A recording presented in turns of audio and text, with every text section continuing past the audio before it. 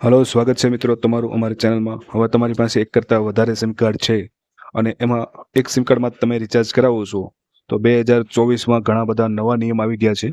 તો રિચાર્જ વગર sim card કેટલા દિવસ સુધી ચાલુ રહે એના માટે આપણે આ તમામ ડિટેલ સાથે એક એક કંપનીનો વિડીયો બનાવ્યો છે. બધી જ કંપનીની કઈ સિસ્ટમ છે, કારણ કે સિમ કાર્ડ મોબાઈલ છે તેમાં 2 સિમ કાર્ડ તો ચાલતા હોય, પણ ઘણા મિત્રો પાસે એની કરતાં વધારે સિમ કાર્ડ હોય અને ટેન્શનમાં હોય કે આમાં રિચાર્જ થતું નથી, ટાવર બરોબર આવતો નથી, તો આ સિમ કાર્ડ નંબર આપણને પસંદ હોય તો બંધ થઈ જશે કે નહીં થાય, કઈ રીતનું બંધ થાય, કઈ કંપનીનું બંધ થાય, એના માટે આપણે વિડીયો બનાવ્યો છે.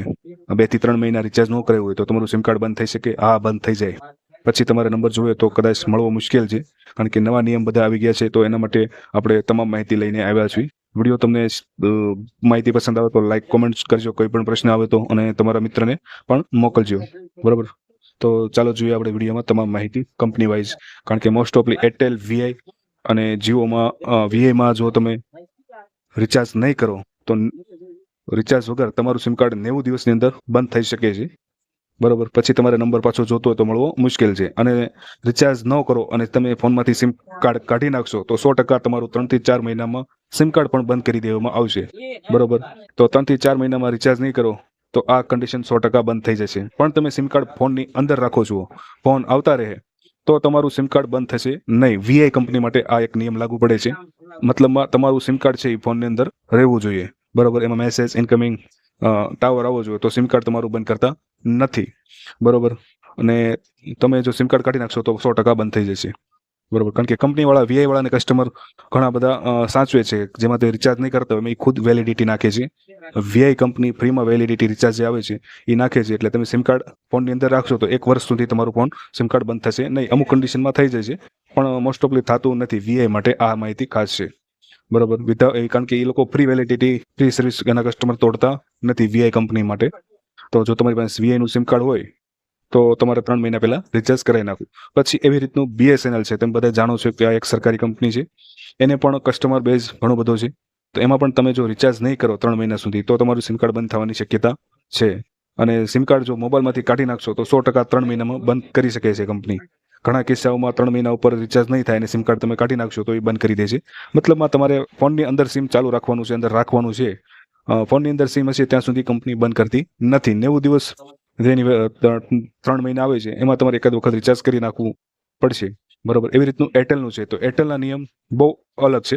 એમાં જો તમે 3 મહિના સુધી રિચાર્જ ન કરો તો એ 100% તમારું સિમ કાર્ડ બંધ જ કરી દેશે. બરોબર, આના જે 90 દિવસ છે, 120 દિવસ આવે એ પીરિયડમાં એ લોકો બંધ જ કરી દે છે. તો એરટેલમાં સૌથી કડક નિયમ છે. જો તમારી પાસે એરટેલનો નંબર છે અને સિમ કાર્ડ ફોનમાંથી કાઢી નાખશો તો એ બંધ કરી દેવાના છે. તો સિમ કાર્ડ ચાલુ રાખવા માટે 3 મહિના પહેલા તમારે એક વખત રિચાર્જ કરવું ફરજિયાત છે એરટેલ માટે, કારણ કે સૌથી વધારે બંધ કરવાના કેસ એરટેલમાં જ આવે છે. કારણ કે એને કસ્ટમર બેઝ એટલું બધું ઇમ્પોર્ટન્ટ નથી, પણ એમાં દર મહિને રિચાર્જ કરો તો તમારું સિમ કાર્ડ એ લોકો ચાલુ રાખશે. બરોબર, અને એરટેલનું સિમ કાર્ડ ફોનની અંદર રાખશો તો તમારે 75 દિવસ કે 3 મહિના સુધી બંધ નહીં થાય. બરોબર, પછી એવી રીતનું તમે જીઓમાં જોયું છે. તો જીઓમાં સારામાં સારું છે કે તમારું સિમ કાર્ડ બંધ નથી કરતા, અને એ લોકો તમને ફોનની અંદર જો સિમ કાર્ડ હોય તો ઇનકમિંગ કોલ ને મેસેજ ને બધું ફ્રી આવતું રહે છે. એ એની સારામાં સારી સુવિધા છે, સૌથી સારામાં સારી. બરોબર, કારણ કે બીજી કંપનીમાં રિચાર્જ ન કરો તો 7 દિવસ પછી ફોન પણ આવતા નથી.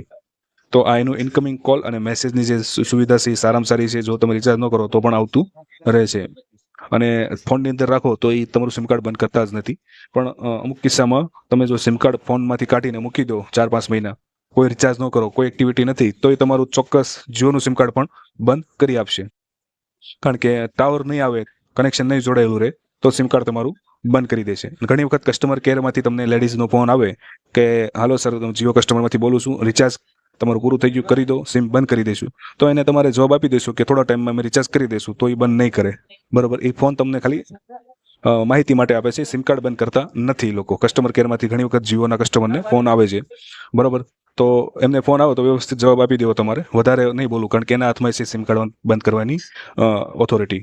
તો જીઓના જે પણ કસ્ટમર છે એમને સારામાં સારી સુવિધા મળે છે આ બધી કંપની કરતાં. 1 વર્ષ માટે તમારું સિમ કાર્ડ એ લોકો જો વેલિડિટી પણ ફોન આવતા રહેશે, મેસેજ પણ આવતા રહેશે. બરોબર, અને જો સિમ કાર્ડ ફોનમાંથી કાઢી નાખો તો 3 મહિનામાં તમારું બંધ પણ કરી શકશે. જીઓમાં આ કન્ડિશન છે, અને સૌથી વધુ વેલિડિટી જીઓવાળા જ આપે છે. બરોબર, તો બધી જ કંપનીની આવી રીતની અલગ અલગ છે. જે પણ સિમ કાર્ડ વાપરો છો તો આ એક માહિતી તમને જે એકદમ ટેન્શન છે કે કયા કંપનીમાં કેટલું રિચાર્જ કરવાથી ક્યારે બંધ કરી શકે, બરોબર. તો 3 મહિના સુધી સિમ કાર્ડ મોસ્ટ ઓફલી બંધ નથી કરતા, પણ ફોનમાંથી તમે જો સિમ કાર્ડ કાઢી નાખશો, સાઈડમાં મૂકી દેશો, જો ટાવર એમાં કનેક્શન નથી, તો 90 દિવસ 3 મહિનામાં તમારું કોઈ પણ સિમ કાર્ડ હોય કંપની આપોઆપ બંધ કરી દેશે. માટે 3 મહિના પહેલા એક વખત એનું જે વેલિડિટી કે કોઈ પણ રિચાર્જ પ્લાન આવે છે એ તમારે નાખી દેવાનો છે, ફોનમાં રાખવાનું છે ખાસ મિત્રો. તો તમારું સિમ કાર્ડ આ લોકો બંધ કરશે નહીં. ફોનની અંદર રહેશે એટલે એમાં ટાવર આવશે એટલે તમારું સિમ કાર્ડ એક્ટિવ ગણાશે, બરોબર. તો આવી કન્ડિશનમાં સિમ કાર્ડ જલ્દી બંધ કરતા નથી. પણ તમારી કરતા 2 કરતા વધારે સિમ કાર્ડ છે તો સિમ કાર્ડ કાઢીને તમે બહાર રાખો છો પાકીટમાં કે મોબાઈલ પાછળ, તો એ બંધ કરી દેશે. વિડીયો મિત્રો તમને સારો લાગ્યો હોય તો લાઈક, કોમેન્ટ, શેર કરજો. તમારા મિત્રને પણ શેર કરજો. Thank you.